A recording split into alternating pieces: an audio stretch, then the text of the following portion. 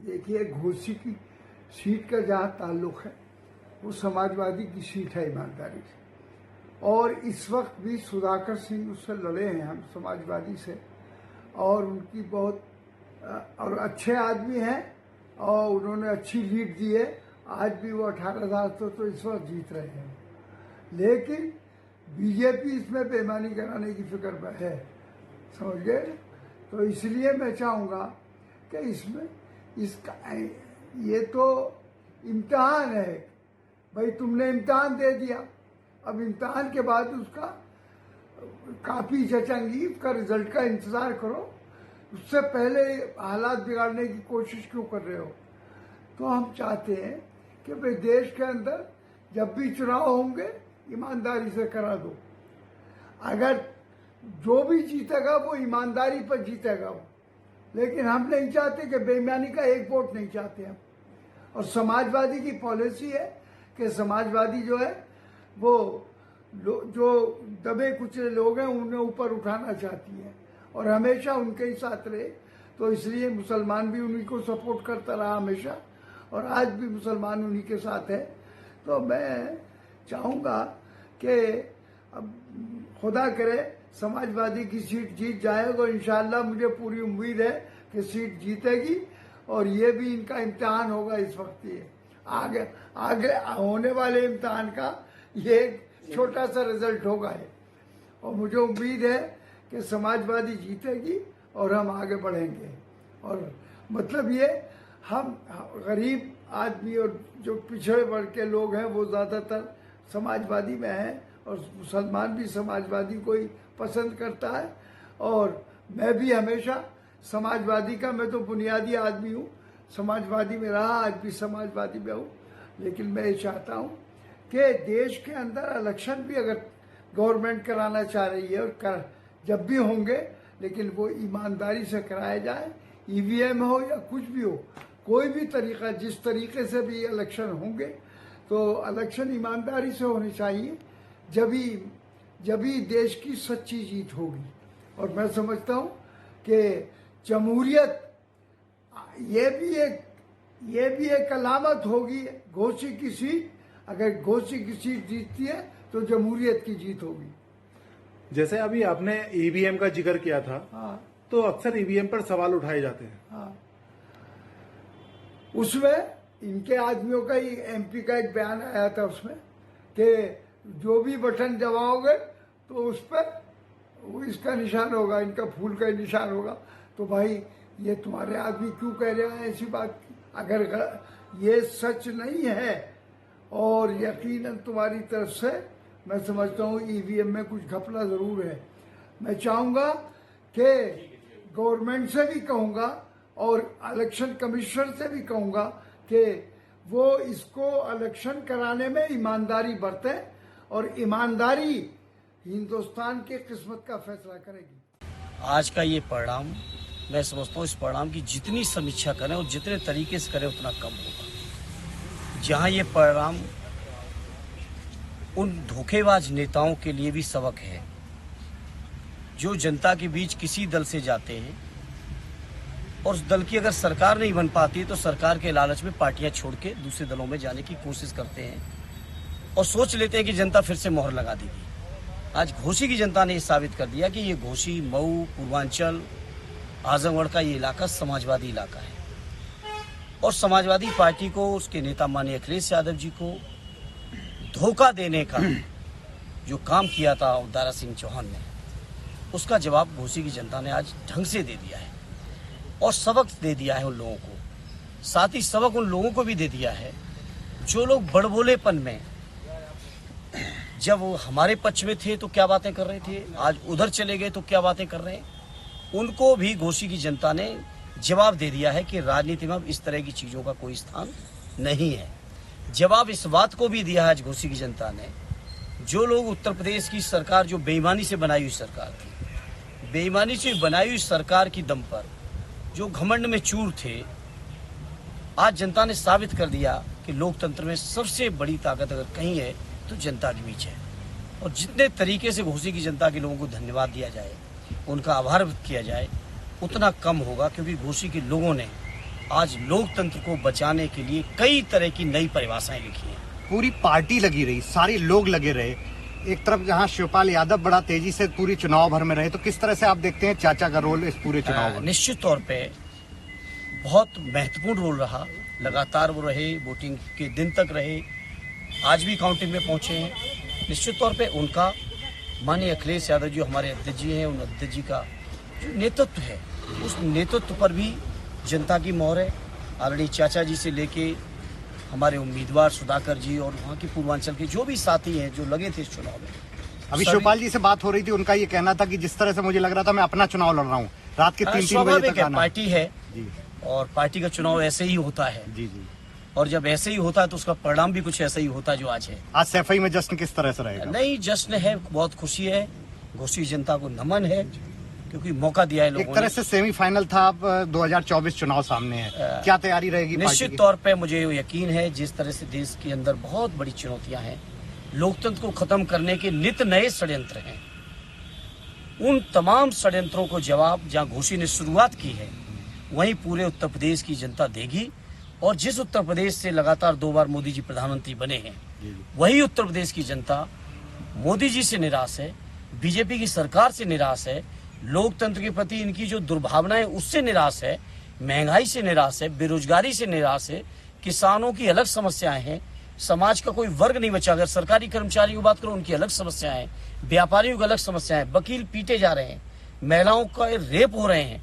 इन तमाम चीजों का जवाब जहां घोसी के लोगों ने आज शुरुआत की है, वहीं मुझे यकीन है कि उत्तर प्रदेश की जनता आने वाले चुनाव में समाजवादी पार्टी और गठबंधन इंडिया के जो भी साथी उम्मीदवार होंगे, उनको ऐतिहासिक जीत दिलाकर दिल्ली के अंदर एक नई सरकार जो इंडिया गठबंधन बनाए, उस गठबंधन की सरकार बना के मोदी जी को जहां से बने थे वहीं से वापस होंगे। बीजेपी कह रही है कि अखंड भारत होना चाहिए, आरएसएस की तरफ से आवाज उठ रही है, इधर भारत भी नाम इंडिया हटा के बदला जा रहा है, किस तरह से पार्टी देख रही है? बीजेपी के लोग बहुत कुछ कह रहे हैं। क्या 9 साल में चीन से कोई जमीन खाली करा पाई? क्या अरुणाचल, क्या सिक्किम की समस्या का समाधान कर पाए? बीजेपी के लोगों से कहूंगा, बातें कम करें। जनता ने उन पर भरोसा किया था, 2-2 बार केंद्र की सरकार दी, उत्तर प्रदेश की भी सरकार दी, कई प्रांतों की भी सरकारें दी। कम से कम जो बातें कही थी उन्होंने अपने मैनिफेस्टो में, उनको पूरा करें, तब नई बातें कुछ करेंगे तो शायद कोई कंसीडर करे। अन्यथा देश के जनमानस में आज ये भावना बैठ चुकी है, देश के जनमानस को आज ये यकीन हो चुका है कि बीजेपी के बाहर केवल चुनावी जुमले हैं। आज बीजेपी के लोग क्यों नहीं बातें कर रहे महंगाई की मार की? आज बीजेपी के लोग बेरोजगारी की बात क्यों नहीं कर रहे हैं? आज बीजेपी के लोग इस बात को क्यों नहीं कर रहे हैं कि देश की नहीं बिकने दूंगा जो नारे उन्होंने दिए थे? आज बीजेपी के लोगों को स्विस बैंक याद क्यों नहीं आ रहा है? तो जनता समझ रही है कि ये चुनाव में बातें कुछ करते हैं, चुनाव के बाद इस सरकार बनने के बाद इनके एजेंडे कुछ हो जाते हैं, कहीं अपने मित्रों को केवल फायदा पहुंचाने के लिए। जो बीजेपी कहती थी देश नहीं बिकने दूंगा, आज 2-4 घरानों को पूरा देश बेच के दे रहे हैं। तो इसलिए उनकी इन बातों पर आप मीडिया के लोग न जाइए। घोसी विधानसभा और मऊ जनपद के सारे दलों को, जनपद वासियों को, विधानसभा के जितने मतदाताओं को हार्दिक बधाई देता हूँ, धन्यवाद ज्ञापित करता हूँ। बीजेपी के प्रत्याशी सुबह से नहीं दिखे यहाँ पर, क्या लगता है? बीजेपी के प्रत्याशी नारायण सिंह चौहान सुबह से नहीं दिखे, क्या लगता है? नारायण चौहान हमारे मित्र है ना, वो भर दे के चले गए। भारतीय जनता पार्टी के जो लोग प्रचार कर रहे हैं वो आपके लिए कर रहे हैं? ये नहीं, सारी जनता के समर्थन था, पार्टी का सवाल ही नहीं कोई है। सारी जनता जब साथ है उसमें पार्टी कहाँ से पैदा हो जाती है? तो आपको क्या लगता है कि नारा से ओम प्रकाश राजभर का जादू नहीं चला? वो प्रकाश जी बेटा है, उनका भी अंदर से हमारा ही सपोर्ट था। अच्छा, हाँ, आगे मत उतरिएगा। आजम में भेज दिया, आजम में भेज दिया उनको। हम क्या होते हैं भेजने वाले? यहाँ की जनता जिसको चाहे भेज दे और वापस कर, हम क्या? आप जीत चुके हैं, लेकिन एक सवाल सामने आ रहा है कि आपके बेटे का एक ऑडियो वायरल हुआ था जिससे पुलिस ने मुकदमा दर्ज किया, उस पर क्या कहेंगे आप? नेता के ऊपर मुकदमा, पुलिस का नेता का कितना गहरा संबंध होता है। मुकदमा नहीं दर्ज होगा तो पुलिस का कोई मतलब है, नेता का कोई मतलब है। जीत का श्रेय किसको देंगे? जनता को। कितने वोटों से जीते हैं? कितने वोटों से जीत हुई आपकी? 42,672। भाजपा वाले कह रहे थे 50,000 वोटों से वो जीतेंगे, आपको हराएंगे। आप इस बार 50,000 वोट से जीत का दावा दर्ज मैंने करा कहा कि सारे दलों का मुझको समर्थन था, पूरी जनता हमारे साथ थी। दल का कहाँ सवाल पैदा होता है? 2 डिप्टी सीएम, 26 मंत्री और 60 विधायक यहाँ मौजूद थे, कैंप किए हुए थे। सब हमारे मित्र थे, सब हमारे साथ विधायक रहे, सब हमारी मदद करने आए थे। अच्छा, हाँ, प्रकाश राजभर पे क्या कहेंगे? वो भी हमारी मदद की है, मदद किया उन्होंने।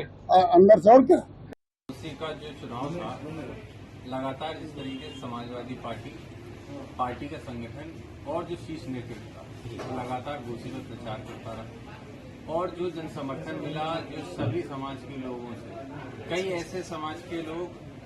ऐसे समाज के नेता जो कहीं ना कहीं कुछ वोटों पे अपना हक जताते थे, आज उनका पर्दाफाश हुआ और आज उनको हकीकत से सामना हुआ। ये सामना सिर्फ और सिर्फ घोसी की जनता ने उनको कराने का काम किया है, चाहे वो मौजूदा सरकार हो या जो अन्य पार्टियां जो कि समाज के एक वर्ग के लिए या फिर किसी एक समाज के लोगों के ठेकेदार बन के वोटों को रखने की बात करते थे, आज उनको एक मुंहतोड़ जवाब दिया है समाजवादी पार्टी ने।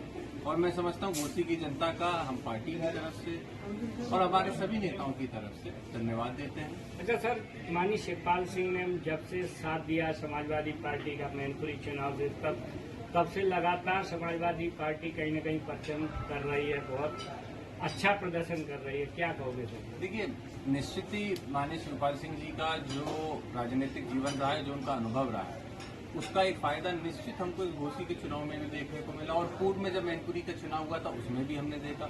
बल्कि आज जब मैं लोगों से बात कर रहा था, कई लोगों से लगातार हम लोग संपर्क में रहे, तो सबने यही कहा कि जो मैनपुरी का चुनाव था उसी का एक तरीके से हूबहू रूप में ये पार्ट 2 कह लीजिए, 2.0 जो आजकल ज्यादा लोग इस्तेमाल करते हैं, कि उसी के रूप में ये चुनाव भी उपचुनाव देखा गया।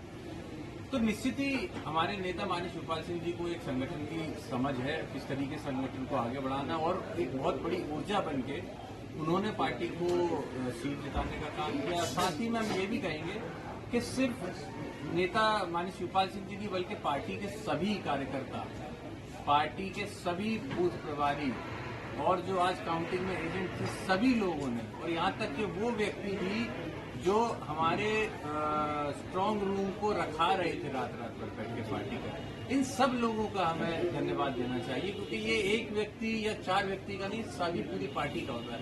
और नेताजी ने हमेशा यही कहा था, संगठन में जान रहेगी तो पार्टी हमेशा आगे बढ़ती रहेगी। आज उसी का हमें प्रारूप देखने को मिला। मैं समझता हूँ आने वाले 2024 में भी बहुत मजबूती से समाजवादी पार्टी, भारतीय जनता पार्टी को 24 के चुनाव में उत्तर प्रदेश से उखाड़ फेंकने का काम।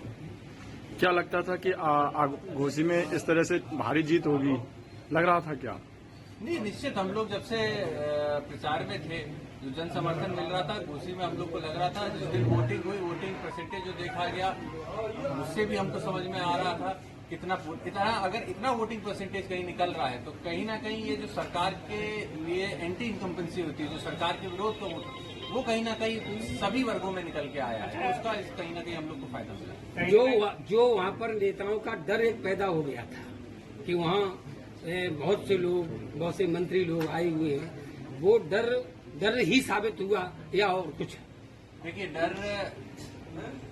डर तो नहीं था, लेकिन मैं ये कहूँगा प्रेशर, पॉलिटिकल प्रेशर बनाया जा रहा था। वो पॉलिटिकल प्रेशर बनाया गया, लेकिन उसको समाजवादी पार्टी ने, नेताओं ने, सबने मिलकर उसको तोड़ने का काम किया, जनता को भरोसा दिलाया कि आप लोग सबके साथ रहें और निश्चित ही जीत। अच्छा सर, लास्ट क्वेश्चन है, जैसे कि देश में धर्मनिरपेक्ष पार्टियां आगे बढ़े या सांप्रदायिक पार्टियां, धर्मनिरपेक्ष पार्टियां जो भी हैं सभी धर्मों को साथ लेके चलती, क्या कहना चाहते हो सर? देखिए, धर्म भारत देश जो है, भारत देश के कड़ में, इसके संविधान के कड़ में सभी समाज को ले जाने की बात है।